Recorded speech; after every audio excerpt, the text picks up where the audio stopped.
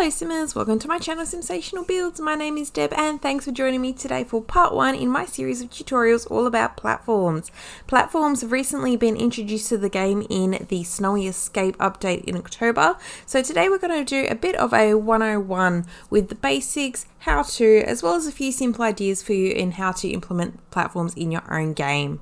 Now to demonstrate this, I have renovated the Landgrab Mansion, also known as Affluista Mansion in Oasis Springs.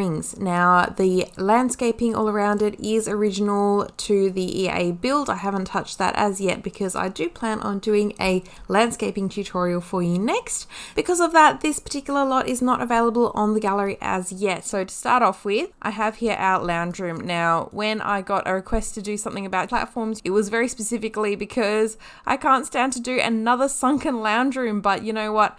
Just to teach you the basics, I will start off with that. So to actually get to your platforms, you need to go to the walls and empty rooms, which is down here.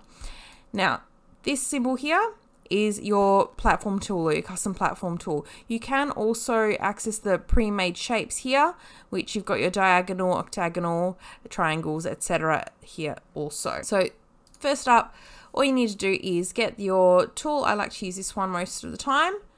And around where you would like your platform to be, we draw a square. And there you have it. So you can see here that it instantly goes up a level. So with this, I actually want it to go down. So I'm going to select my room, and then you'll see these two buttons here. You've got an arrow pointing up and down, and these are to raise and lower it. Now you will note that to lower the platform, you do have to be on ground or basement levels. And the other biggest thing to note is that when you are lowering the floor or the platform, if you lower it by one click, which is this height here, your Sims can easily step over it like a stair. If, however, you do more than that and you go 2 clicks up or down and it goes to about this height, they can no longer step over it. So in order for them to get to that room, if you want it to be this depth, you need to either put a set of stairs there like so, or you can even create some more stairs using your platform tool again. And by doing so, all you need to do is select it once more, and where you would like your step to be, create another step there. So here we have one click high here, another click high there, so they can actually use those as stairs. So by doing that, you can actually create some really unique sets of stairs as well.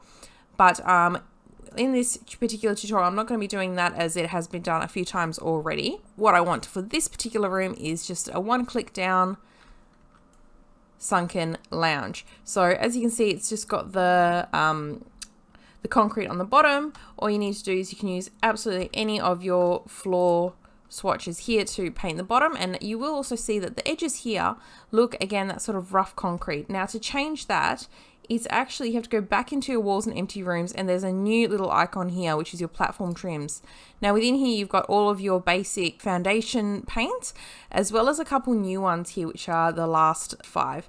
So within these ones, this one in particular has millions of different swatches, and even these ones here, you will notice that within it, there are different types of swatches. So for example, the one on the icon is this sort of square brick, but if you go here, you've got that more subway tile look. So that's the same for this wooden swatch. There are some that are vertical, some finer versions of it as well. So you do need to go through them all and find the one that will suit your build the best. So that one blends in really nicely with the wood I already have. And we have our first platform, this one step down here. So this is your most basic function using the platform tool, doing a one step raised or one step lowered room, such as your sunken lounge here. Now this can be really useful to define spaces in a really large and open room, such as this one here. So here you can clearly see this is the lounging area, and then I've got this space separated and this space separated once more.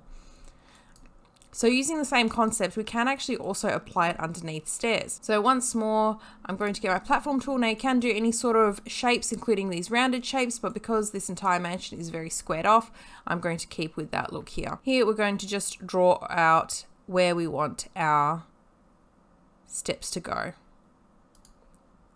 And the stairs will automatically shorten to accommodate it as well. One step higher once more. And here we are. So once more, I'm going to copy my floor swatch and apply the correct paint to the side of it. Now, to make it a little bit more interesting, you can apply a different swatch to the floor, like a different tile, for example. So here we go. I'll just maybe have a look at, say, this one here. Now, this is the marble from Get Famous, and instantly I've made it look 10 times more interesting than it was before.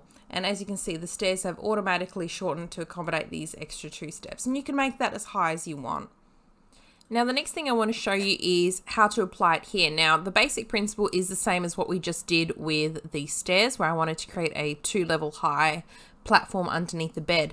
Now, the difference here is that this one's actually against a wall.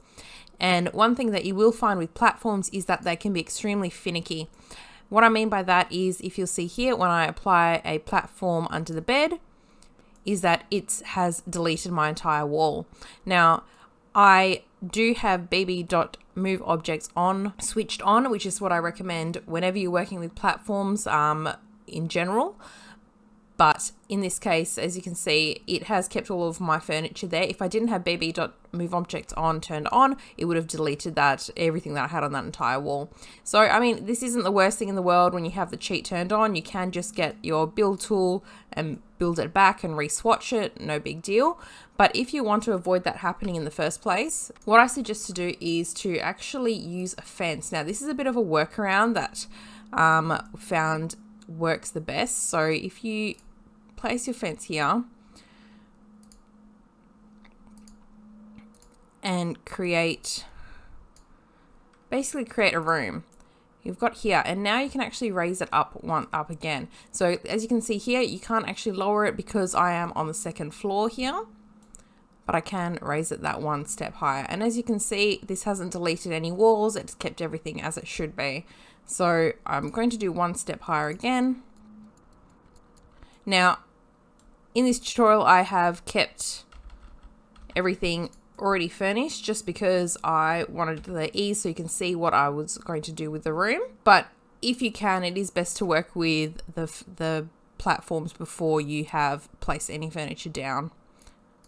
That way you don't run into the quite often mistakes that I did of it accidentally deleting absolutely everything that you have been working so hard to do. So here I've just deleted all of those fences because we don't need them, and kept just a step up again, just painting the sides of it to match. And you can also apply a carpet if you wanted to make it look more like a rug or something like that. I quite like the wooden look here. So again, that's quite simple, but just to show you what happens if you do place it against a wall. So now onto the fun stuff. You'll see here that I've created this quite interesting Japanese inspired bathroom using a lot of items from the new Snowy Escape pack. But I wanted to sort of elevate it and make it a little bit more, a little bit more worthy of this land grab mansion. So I'm just going to move my tub aside for now, and I want to create a elevation for the spa, for the bathtub itself. So again, using my platform tool, but I'm going to use fence because otherwise it will delete everything. I have it here. I'm going to raise this up by 2 clicks. And because I've actually already done this before, it has already changed the side to what I want. Now, as I said to you before, that they can't actually get up 2 levels. So again, by using this one here, I'm going to create this corner one here. Now, your Sims can actually step up on just this little half tile triangle. You don't need a full tile for it to work. And what I have found, I have play tested this, that your Sim can actually get up there and into that bathtub just using those platforms that I have there. So this is a fully functional raised bathtub here. So next up we have our outdoor balcony here, and I have a hot tub, and it's looking a bit plain, a little bit boring, and I want to spruce it up a little bit using our new platform tool. So what I'm going to do is create some planters, but not just ordinary planters. I'm going to create a 3-level or 3-stepped planter. So again, I'm going to use the fence tool because this is against the walls here and I don't want to delete everything. 3 levels here. I'm going to do the exact same thing. On the first one, I'll raise it up. Actually, you know what? I'll go by the end. This one I want to raise up to be just a little bit higher than the hot tub itself. This one I want to be about level. And this one to be 1 step below that again. So here you can see that I've created this 3-step planter, And you can make those steps a little bit more severe if you wanted to, and have it more like that. Really, you can do whatever you want with these. As no Sims are actually getting on it, I don't need to create it to be functional to step on or anything like that. So I'm just going to do the exact same on this side. And here we have the start of our planters. So this one here, I wanted to have dark subway tiles. Now, because of course it isn't a ground level on here, we can't put terrain or dirt. You may not notice, but in the miscellaneous section here of your floor tiles, there is something called bottom of the basement, and that is essentially just dirt. You could also put the grassy sort of finish there instead if that's the look you wanted to go for, but because I want this to actually look like planters, I want there to be dirt.